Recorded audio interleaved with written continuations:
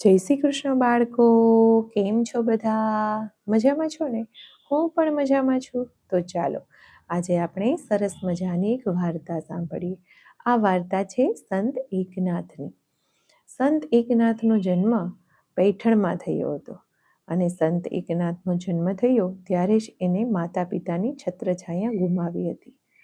6 વર્ષના સંત એકનાથે ગુરુના ઘરે વેદ અભ્યાસ કરવા માટે જવાનું હતું અને ગુરુના ઘરે ગયા એટલે એને ગુરુજીએ મહાભારત, રામાયણ, ભાગવત આ બધાનો અભ્યાસ કરાવ્યો હતો. અને સંત એકનાથ નાના હતા ને ત્યારથી જ સંસ્કૃતમાં ખૂબ ભાવરતા અને હોશિયાર હતા અને ગુરુજીને પણ મૂંઝવી દે ને એવા સવાલ કરતા હતા. હોશિયારીની આગવી તો અલગ એની છટા હતી. હવે 6 વર્ષની વયે એ ઈશ્વર વિશે, આત્મા વિશે આવા બધા પ્રશ્નો ગુરુજીને પૂછતા હતા અને ઘણી વખત તો એના ગુરુજી પણ મૂંઝાઈ જતા હતા. એને સાચા ગુરુની ભૂખ લાગી હતી એટલે એને જનાર્દનને ગુરુ બનાવ્યા હતા. ગુરુને ઘેર 6 વર્ષ રહ્યા. ગુરુની સેવા કરી અને ગુરુ ખુશ થાય એના માટે ઘણા પ્રયત્નો કર્યા હતા. ગુરુએ એક વખત અનુભવ એ સાચો શિક્ષક છે આ માટે એને એક પ્રવાસ માટેનો અનુભવ કરવાનો હતો અને એકનાથની જાત્રાના બહાને પ્રવાસ થાય એવું ગુરુએ એમને કામ આપ્યું. અને એકનાથને 4-5 દિવસની જાત્રા ન હતી. એકનાથની જાત્રા 2.5 વર્ષ ચાલે એવી હતી. જાત્રામાં તો પગે ચાલવાનું હોય, ભાતના લોકો મળે, જાત જાતનો ખોરાક મળે, અનુભવનો લાભ મળે અને સહનશીલતાના ગુણ આવે. જાત્રામાં ચાલવું પડે, ભૂખ્યા તરસ્યા રહેવું પડે, જીવજંતુનું પણ જોખમ હોય, ટાઢ તાપનો ત્રાસ થાય અને આ બધાથી મનુષ્યનું ઘડતર થાય છે. એકનાથની જાત્રા ખૂબ લાંબી હતી. ગોકુળ, મથુરા, કાશી, પ્રયાગ, હરદ્વાર, ડાકોર, ગિરનાર, દ્વારકા બધું જ જોયું અને ફરીને પૈઠણ આવ્યા. ત્યાં મંદિરમાં રહ્યા. એકનાથ સુંદર ભજનો રચતા હતા. એકનાથ માટે બધા જ લોકો સરખા હતા.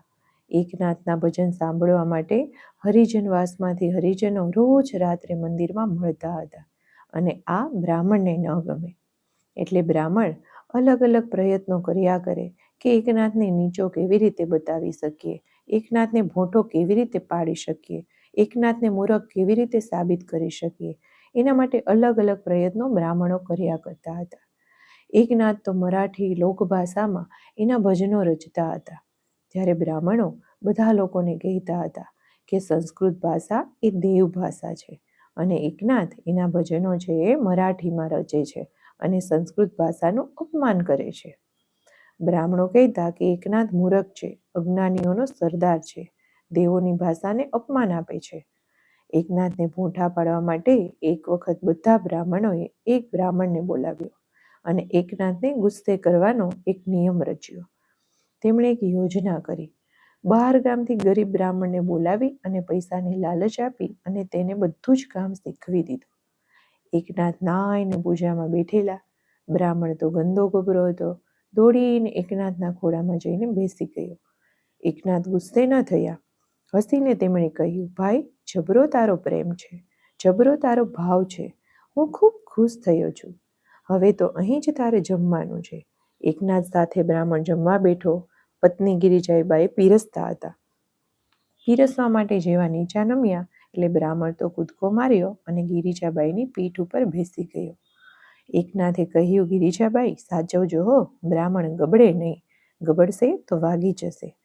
ગિરિજાબાઈએ ગુસ્સે થયા વગર કહ્યું, સ્વામી, ચિંતા ન કરો, દીકરાને પીઠે રાખવાની મને ટેવ છે, હું એને ગબડવા નહીં દઉં. એકનાથ અને ગિરિજાબાઈ શાંત અને સહનશીલ હતા. ગિરિજાબાઈ સાચા પતિસેવી હતા. પતિને ગમે એવી રીતે કદી ગુસ્સે ન થતા હતા. એકનાથના પિતાનું એક વખત શ્રાદ્ધ આવ્યું અને ઘરે રસોઈ બનતી હતી. એકનાથ હરિજનવાસમાં જતા હતા. તેમને આ સંભળાયું. આપણા નસીબમાં આવી રસોઈ ક્યાંથી હોય?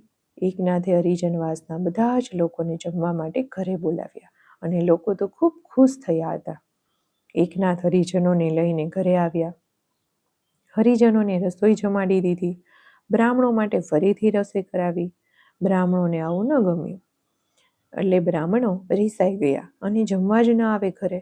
હરિજનોને અમારી રસોઈ ખવડાવી દીધી અને હવે અમને ઘરે જમવા બોલાવો છો.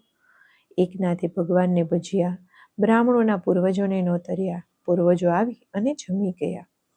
એકનાથને નાત જાતમાં રસ ન હતો. હરિજનોને ત્યાં જાય, બેસે, વાતો કરે. હરિજનો પણ તેના ભક્ત હતા. બધા જીવો તરફ એકનાથને સ્નેહ હતો. જડ ક્રિયાકાંડમાં એ માનતા ન હતા અને તેને ભગવાનમાં રસ હતો. ભગવાને બનાવેલી દુનિયામાં રસ હતો. એકનાથના જીવનનો એક પ્રસંગ જોઈએ તો તે જાત્રાના સંઘમાં એક વખત જોડાયા હતા. સંઘ કાશીથી રામેશ્વર જતો હતો. સંઘમાં ભક્તો પાસે કાવડો હતી. કાવડોમાં ગંગાનું જળ હતું.